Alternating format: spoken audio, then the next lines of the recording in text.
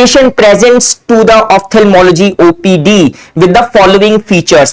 Which of the following condition is most likely responsible for these symptoms? So if you will carefully see, one eye is looking straight ahead, but what about the other eye? The other eye is looking outside. All right, other eye is looking outside, and you can also see that the lid is drooping down. So that means this is your ptosis. Ptosis means drooping of the upper eyelid, and the position of the eyeball is down and out. Can you appreciate the position of the eyeball as down and out? Okay, so first let's eliminate the options. What is abducens nerve palsy? Abducens nerve supplies which muscle? It supplies lateral rectus muscle. If there is involvement of the lateral rectus muscle, of course the medial rectus will take the eyeball inside, so the patient will have esotropia, but here there is no esotropia, so we can clearly eliminate this option. What about optic neuritis? Optic neuritis is that there is inflammation of the optic nerve. There is inflammation of the optic nerve. If you carefully see here,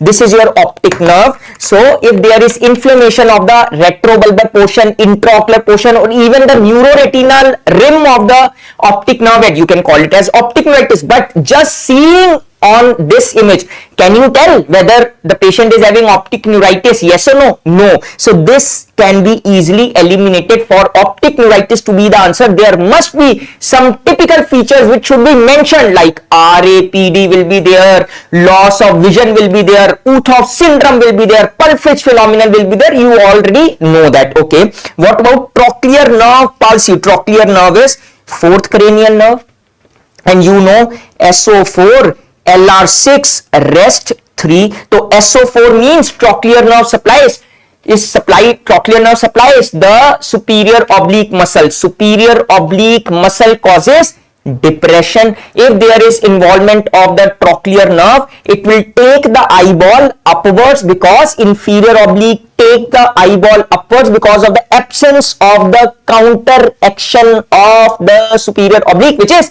depression. Okay, so that is also eliminated. Now the answer is 3 or C. Okay, oculomotor nerve palsy.